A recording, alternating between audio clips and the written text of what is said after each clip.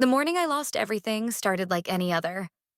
I was reviewing quarterly projections in my corner office when Rory walked in without knocking. His face set in that practiced, neutral expression I'd come to recognize from difficult client meetings. "We need to talk, Heidi." I smiled, not yet understanding. "Can it wait? I'm finalizing the numbers for the Sylvia presentation." "No." He closed the door behind him. "It can't." The next 15 minutes shattered my world. My husband of 12 years, the man I'd built this company with from our garage, stood there explaining why I needed to step down. His words felt like ice water running down my spine. "The board agrees. We need a different direction.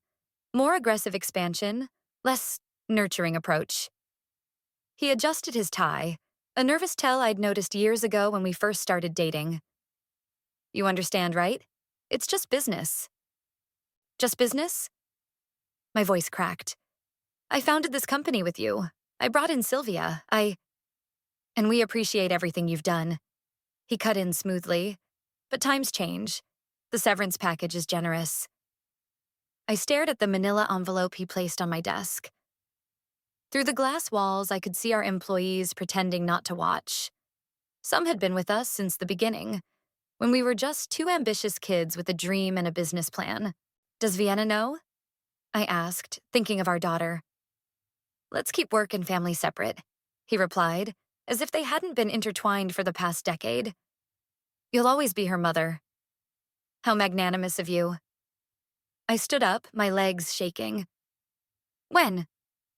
"Security will help you pack up." "Today." The reality hit me like a physical blow. "Today? You're doing this today?" He checked his watch. "I have a board meeting in 20 minutes. HR has the paperwork ready." I looked around my office. The photos of Vienna's first day of school, the award we'd won last year for innovation, the plant Sylvia had given me when we landed her account. All of it, built on trust and partnership, now tainted by betrayal. "You know what?" I opened my drawer and pulled out my laptop. "Keep the photos, keep everything." I grabbed my purse and the external hard drive I'd been backing up files to. Standard protocol for quarterly reviews. "Heidi, don't." I held up my hand. "Just don't." As I walked past our employees' desks, their eyes followed me. Maria from accounting looked close to tears. Tom from IT quickly minimized whatever he was working on. I'd hired both of them. "Mrs. Young?" Our security guard, Pete, approached awkwardly. "I'm supposed to escort me out?" "It's okay, Pete. I know the way." In the parking garage, I sat in my car, gripping the steering wheel until my knuckles turned white. My phone buzzed. A text from Rory. "Let's discuss this at home later." Home. Where we'd planned this company over late-night coffee and dreams.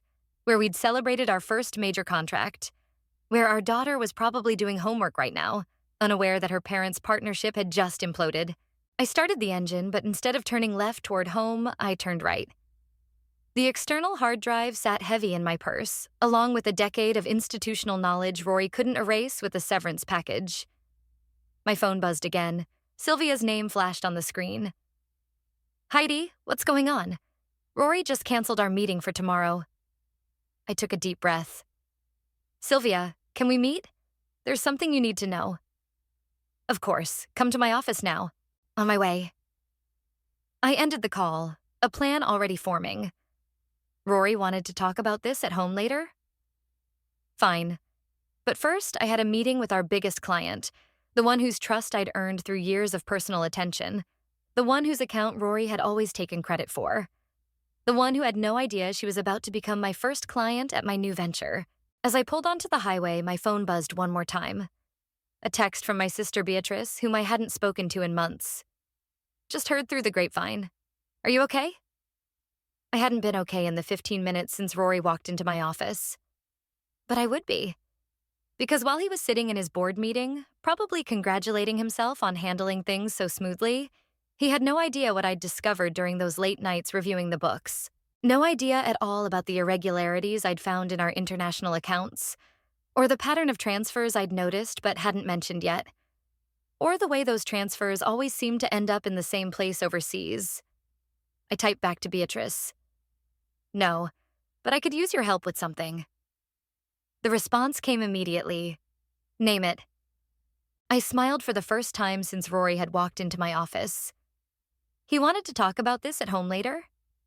Oh, we'd talk. But first, I had some calls to make and some truths to uncover. Sylvia's office always reminded me of a war room, with its wall-to-wall windows and commanding view of the city. She stood as I entered, her expression concerned. You look like hell, she said, gesturing to the chair across from her desk. Thanks. I managed a weak smile.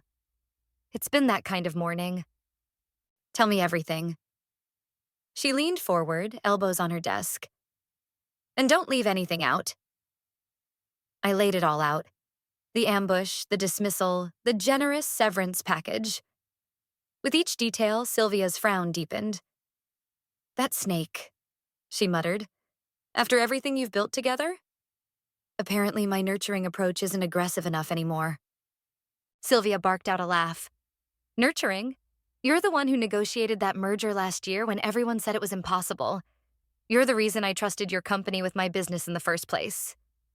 About that, I pulled out my laptop. I need to show you something. For the next hour, I walked her through projections, strategies, and plans I'd been developing. Things I'd meant to present tomorrow, before Rory pulled the rug out from under me. So, I concluded, I'm starting my own firm, and I want you to come with me. Sylvia stood and walked to her window, silent for a long moment.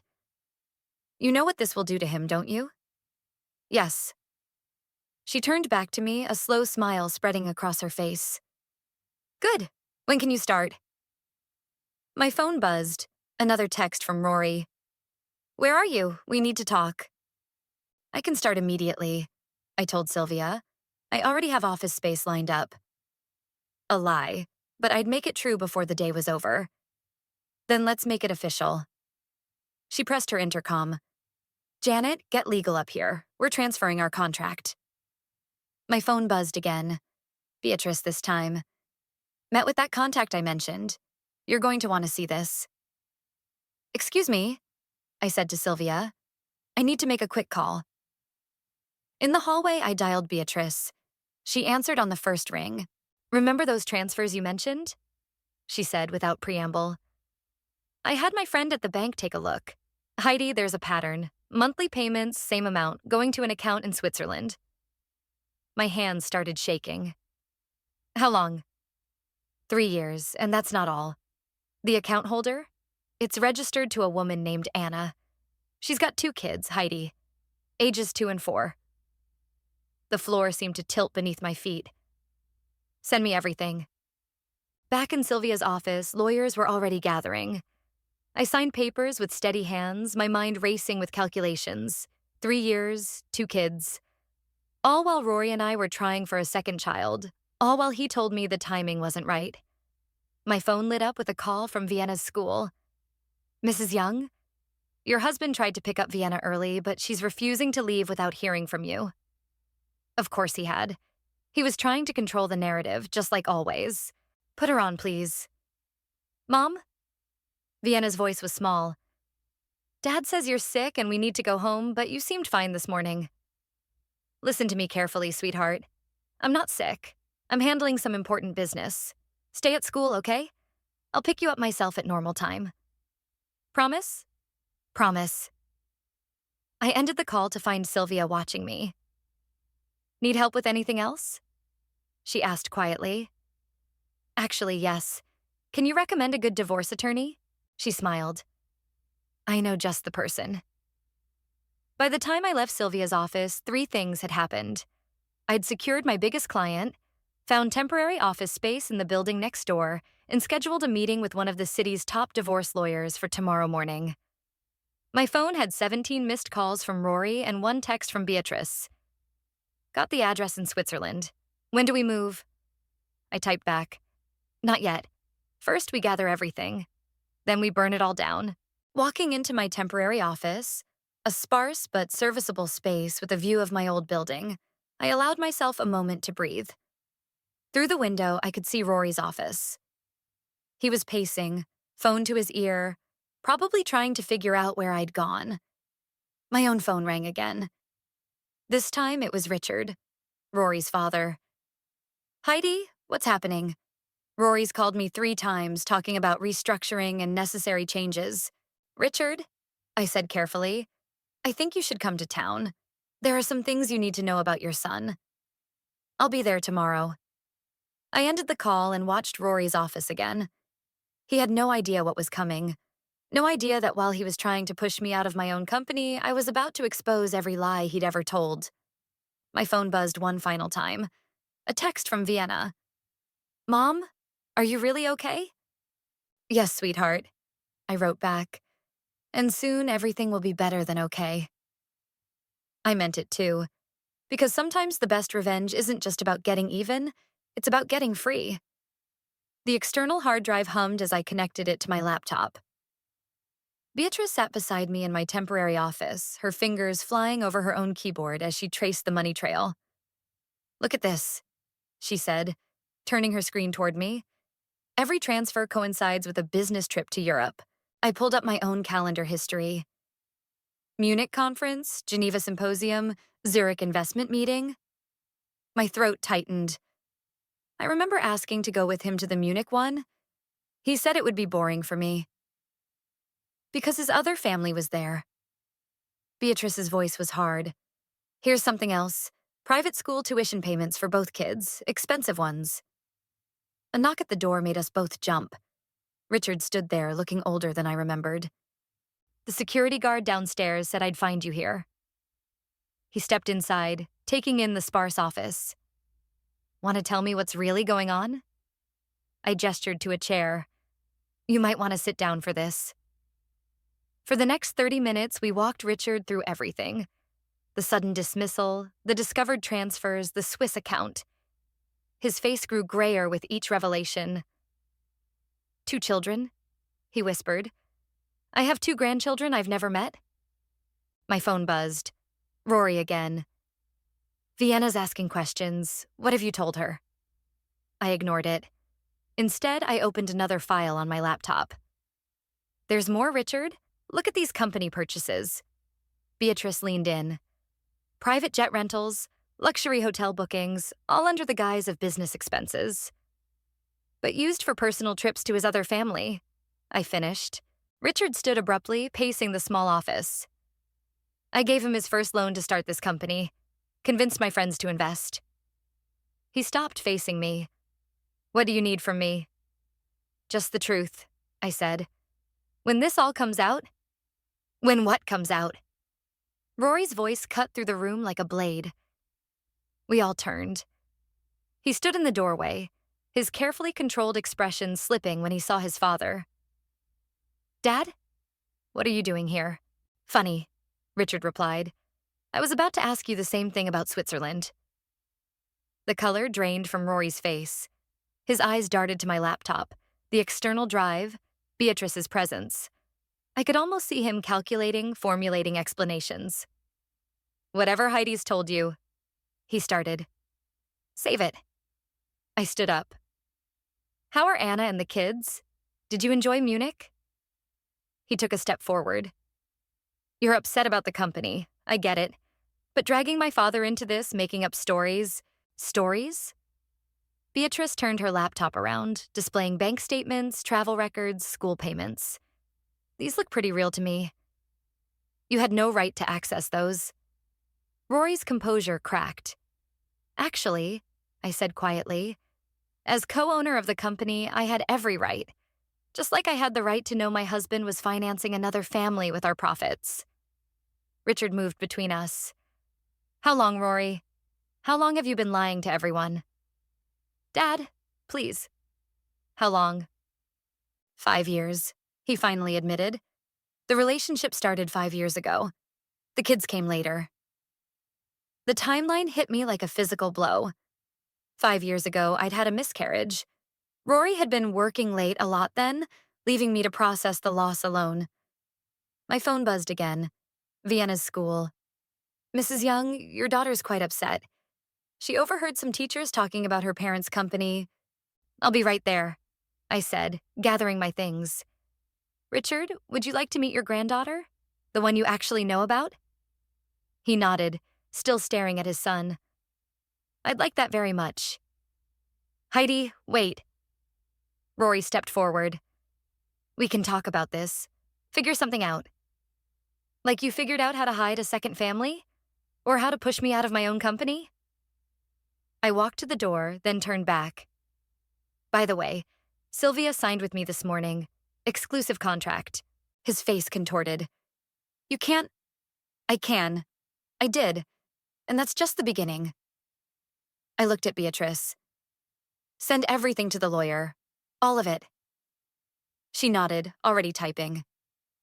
Dad. Rory tried again. But Richard was already following me out. In the elevator, he put a hand on my shoulder. I'm sorry, he said. I had no idea. Neither did I. I checked my phone. Another text from Beatrice. Found more accounts. This goes deeper than we thought. The elevator doors opened to the lobby. Through the glass doors, I could see Vienna's school car line forming. In a few minutes, I'd have to explain to my daughter why her world was changing. But first, I typed back to Beatrice. Keep digging. He's hidden things for years. Time to bring them all to light. Richard squeezed my shoulder again. What are you going to tell her? The truth, I said, because that's the one thing her father never could. Above us, I knew Rory was probably already calling his lawyers, his bankers, trying to contain the damage. But some things can't be contained once they start spilling out. And I was just getting started.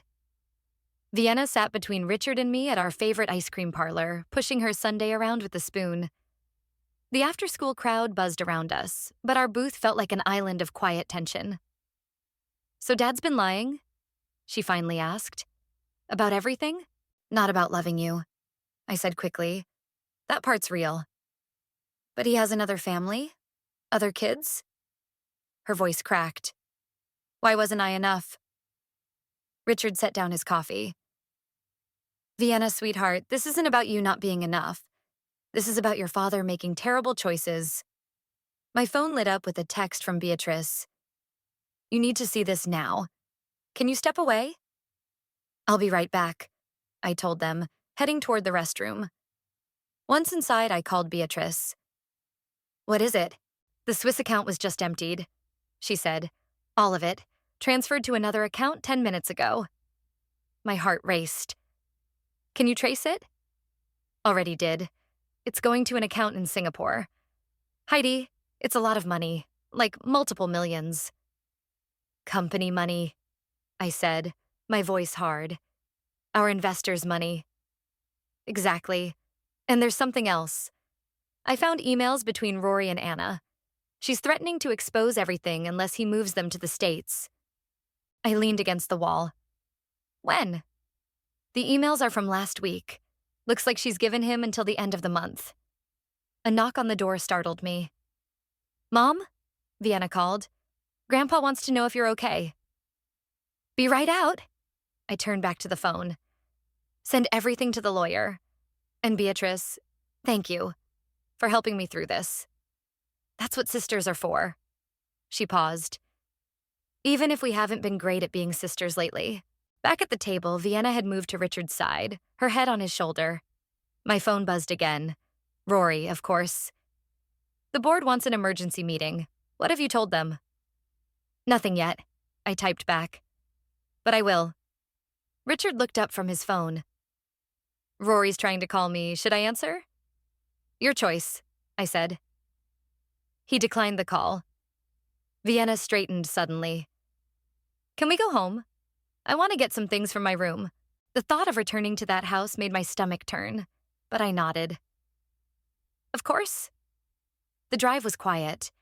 As we pulled into the driveway, I saw Rory's car wasn't there. Probably still at the office, damage control mode in full swing. Inside, Vienna ran upstairs while Richard and I stood in the kitchen. The kitchen where Rory and I had planned our future, where we'd celebrated victories, where he'd sat drinking coffee while texting his other family. I'll help her pack some things, Richard said quietly. My phone rang.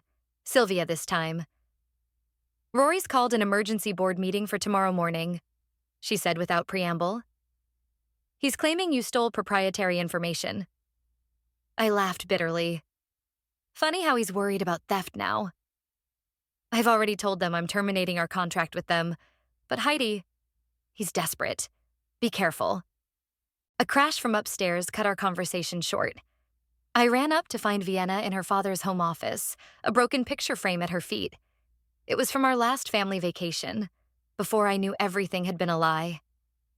I hate him, she whispered, tears streaming down her face. I hate what he did to us. I moved to hug her, but she stepped back, pointing at Rory's desk. Look, a drawer was partially open, revealing a stack of passports.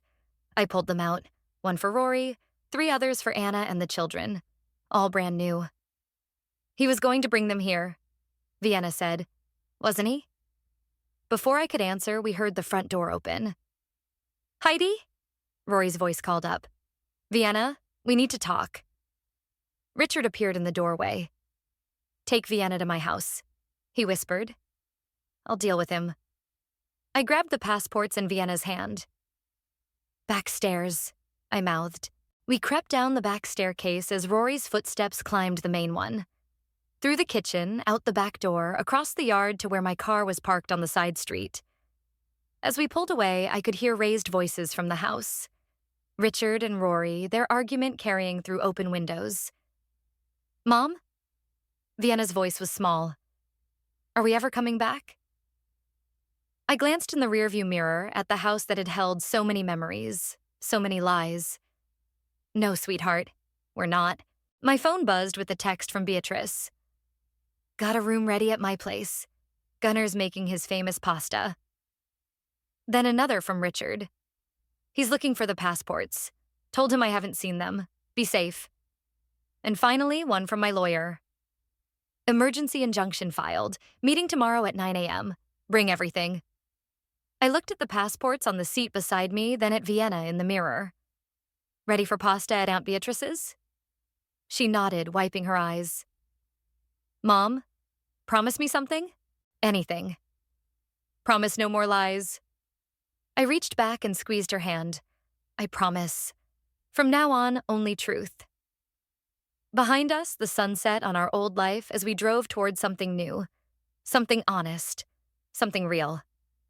Beatrice's kitchen smelled like garlic and safety. Vienna sat at the counter, actually smiling as Gunner taught her how to twirl pasta the authentic way. For the first time in days, she looked like a kid again, not a casualty of her father's choices. The board meeting starts in an hour, Beatrice said, sliding a coffee across the island to me.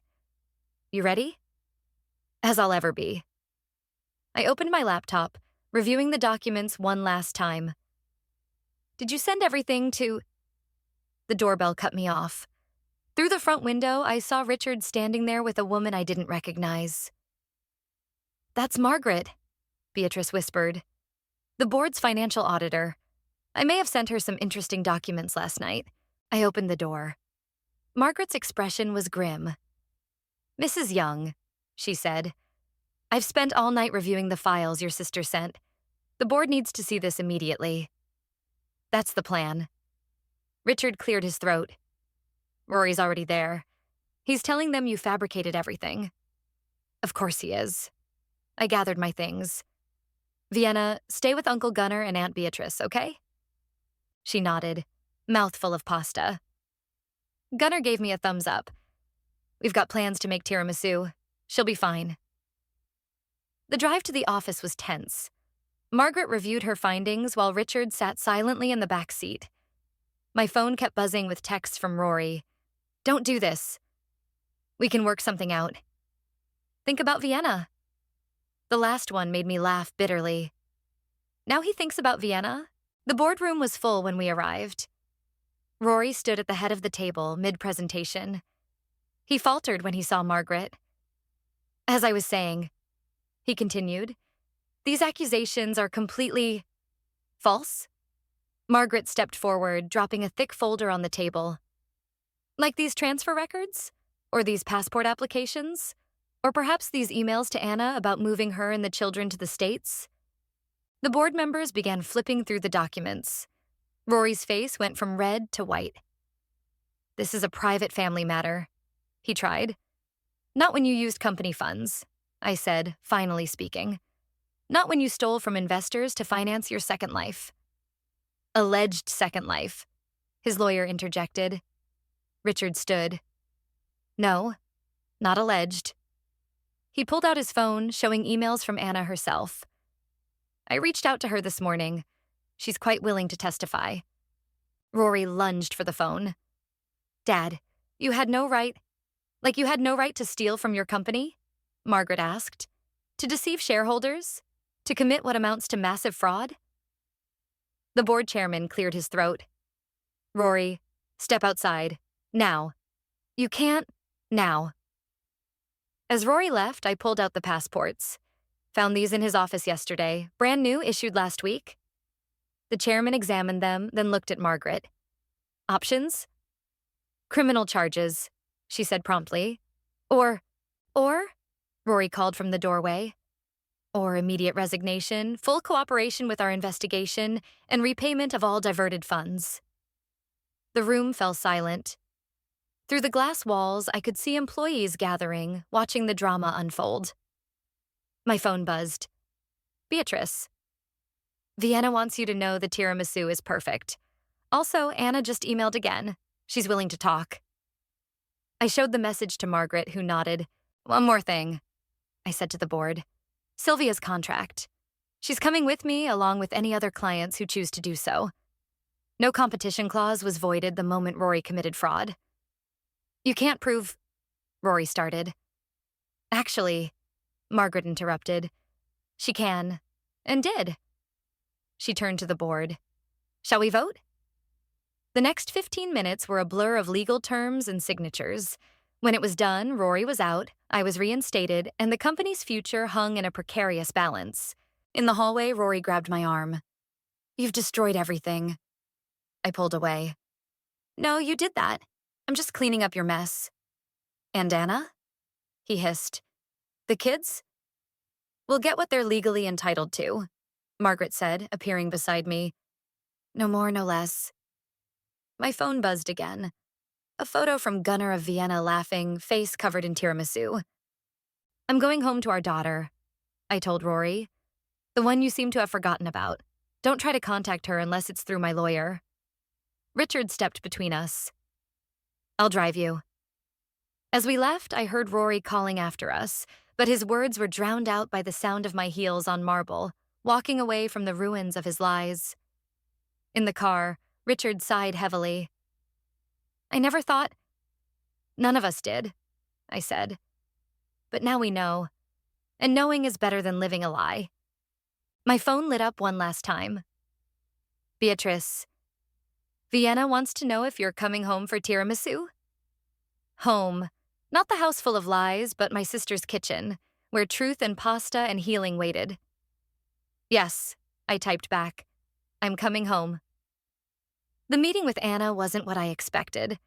She sat across from me in a private room at my lawyer's office, her hands wrapped around an untouched cup of coffee. She looked younger than I'd imagined, more scared than calculating. I didn't know about you at first, she said quietly. He told me he was divorced. Beside me, Beatrice shifted in her chair. When did you find out the truth? After Thomas was born. Anna's eyes filled with tears. By then, I was trapped. No job, 2 kids, completely dependent on his monthly transfers. My lawyer leaned forward. And the recent demands? The threats to expose everything? He promised to bring us here. Give the children his name. She laughed bitterly. I actually believed him. My phone buzzed. A text from Vienna. Dad's trying to call me again. What should I do? Block him. I typed back. Like we discussed. Anna pulled out her own phone, showing us photos. 2 children with Rory's eyes smiled back at me. Thomas, 4, and Lily, 2. My almost stepchildren, products of my husband's elaborate deception. They ask about him, Anna said. Every time he visits, they ask when he's coming back. Just like Vienna, I murmured. The door opened and Richard walked in, stopping short when he saw the photos. They have my mother's smile, he said softly. Anna looked up, recognition dawning. You're his father. Unfortunately. He sat down heavily. Those are my grandchildren. My lawyer cleared her throat. We need to discuss the settlement terms. For the next hour, we hammered out details. Anna would receive support for the children, but had to sign an NDA about the company's involvement. The kids would get trust funds, managed by an independent trustee. Everything neat, legal, contained. What about Rory? Anna asked. He's still trying to contact me. He's been served with a restraining order, my lawyer said, both for you and for Heidi and Vienna. My phone lit up again. Sylvia. 3 more clients just signed with us. Rory's trying to fight it, but the fraud allegations are scaring everyone away. Good. I typed back. Anna stood to leave, then hesitated. I'm sorry, she said. I know it doesn't help, but I am. It wasn't your fault, I replied. You were just trying to protect your children, like I'm protecting mine. After she left, Richard stared at the photos she'd left behind. I want to meet them, he said. My other grandchildren. We can arrange that, my lawyer assured him. Legally, carefully. Beatrice's phone chimed. Gunnar says Rory's at our house. He's demanding to see Vienna. I was already moving. Call the police. The drive to Beatrice's felt endless. When we arrived, 2 police cars were already there. Rory stood on the front lawn, shouting at the house while Gunnar blocked the door. She's my daughter, he yelled. You can't keep her from me. Actually, I said, getting out of the car, the restraining order says we can. He spun toward me. You did this. You turned everyone against me. No, your lies did that. I walked past him to the door. Vienna, you okay? She appeared in the doorway, safely behind Gunnar. I'm fine. Dad's just making a scene. Again. The police approached Rory. Sir, you need to leave, now. This isn't over, he snarled. Actually, it is. Richard stepped forward. The board voted an hour ago. You're being investigated for criminal fraud. Leave now, or these officers will have to add violation of a restraining order to the charges. Rory's face crumpled. For a moment, I saw the man I'd married, vulnerable, uncertain. Then his mask slipped back into place.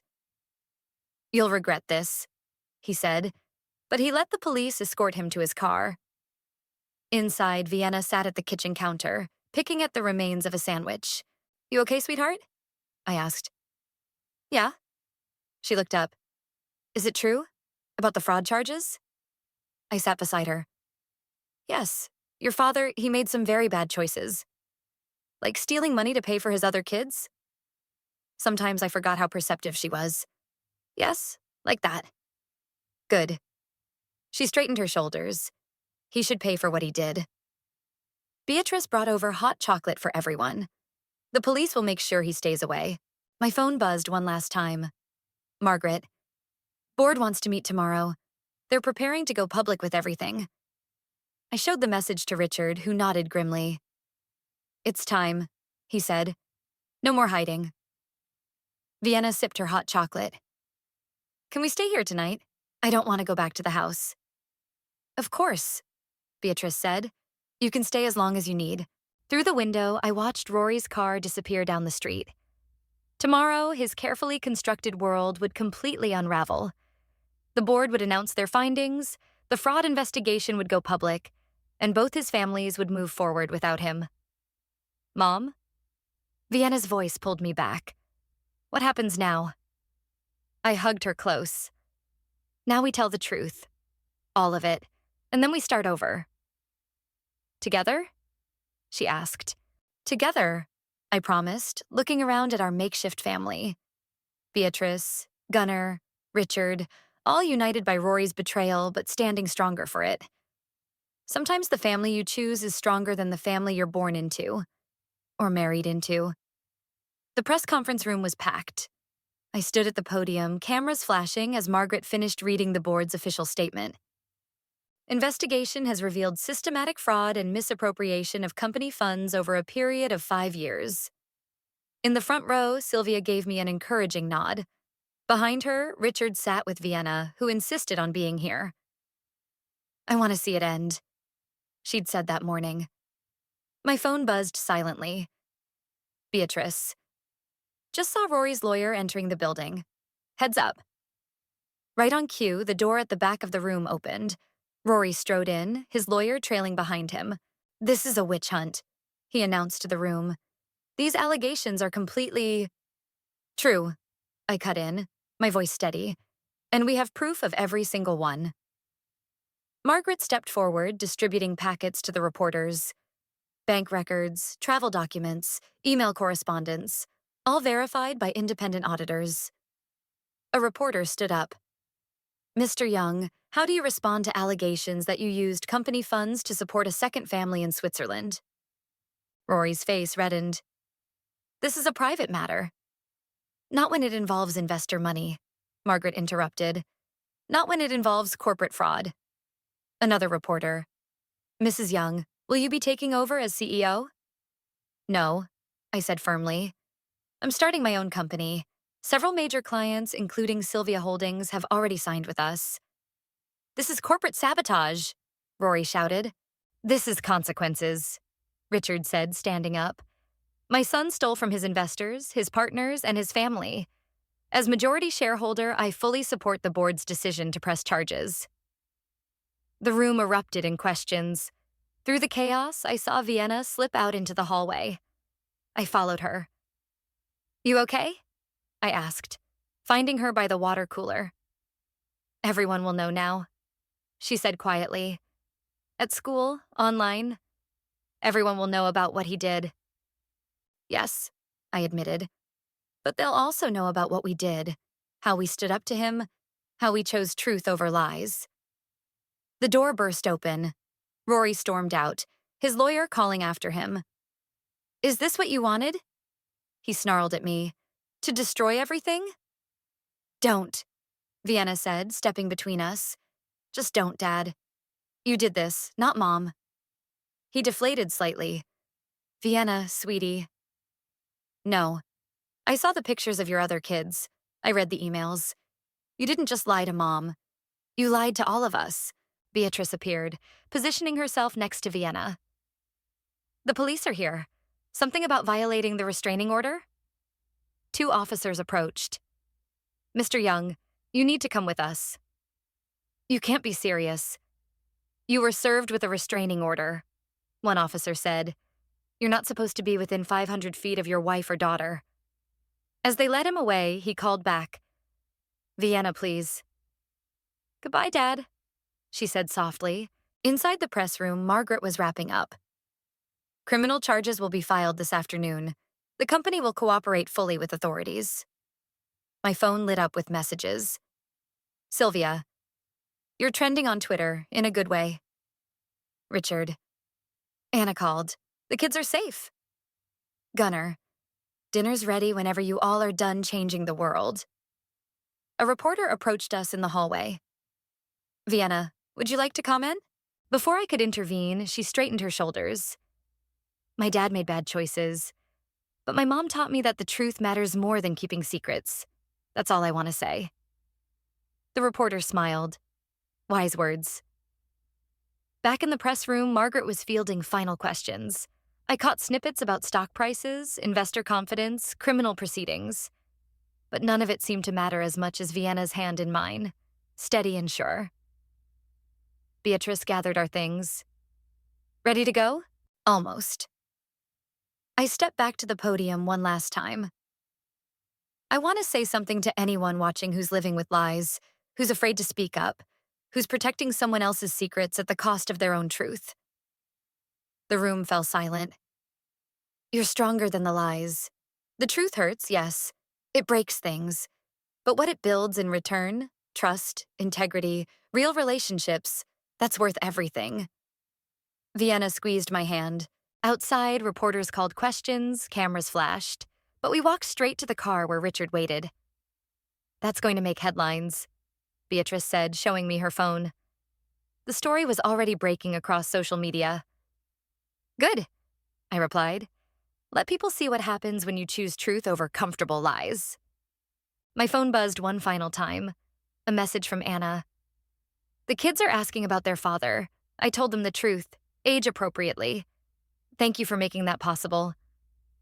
I showed the message to Vienna. She thought for a moment, then said, maybe someday I'd like to meet them. My half-siblings. Not now, but someday. Whenever you're ready, I promised. As we drove away from the press conference, from Rory's lies, from our old life, I caught glimpses of our story on every news screen we passed. But the real story wasn't in the headlines or sound bites. It was in Vienna's resilience, in Beatrice's loyalty, in Richard's courage to face his son's crimes. It was in the truth we'd chosen, painful as it was, over the comfort of lies. And it wasn't over yet. The morning sun streamed through the windows of my new office as Sylvia walked in, carrying 2 coffee cups and a newspaper. Have you seen this? She dropped the paper on my desk. The headline read, Former CEO pleads guilty to fraud charges. I heard, I said, taking the coffee. Richard called earlier. How's he handling it? Better than expected.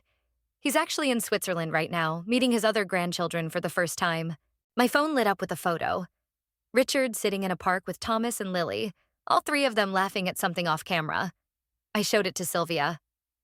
Life's funny sometimes, she said. Speaking of which, your 9 o'clock is here. I looked up to see Anna standing in the doorway, looking more confident than she had at the lawyer's office. Thank you for meeting with me, she said as Sylvia excused herself. Of course. How are the kids? Good. They love having Richard visit. She sat down, pulling out a folder. I've been thinking about your offer. Last week, I'd proposed hiring her for our European operations. Her business degree and multilingual skills had been wasted playing the secret wife. The position is yours if you want it, I said. No strings attached. Why? She met my eyes. After everything. Because you were as much his victim as I was. And because you're qualified. She opened the folder, revealing a signed contract. Then I accept. My phone buzzed. Vienna. Dad's lawyer called. He wants to meet. Do you want to? I typed back. Yes, but only if you're there. I showed Anna the messages. Speaking of complicated family dynamics, how is she handling everything? Better than any of us expected. She's actually talking about visiting you and the kids this summer, if that's okay. Anna smiled. Thomas keeps asking about his big sister. The door opened and Beatrice walked in, carrying a stack of files. Quarterly projections are ready and, oh, hello, Anna. Anna just accepted the position, I said. Perfect timing. We need someone to handle the Munich office. My phone buzzed again. Richard sending another photo, this time of Lily on his shoulders. Family is what you make it, Anna said, looking at the picture. That's what I'm learning. Speaking of family, Beatrice said, Gunnar's making his pasta again tonight. Anna, you should come. Bring the kids. Really?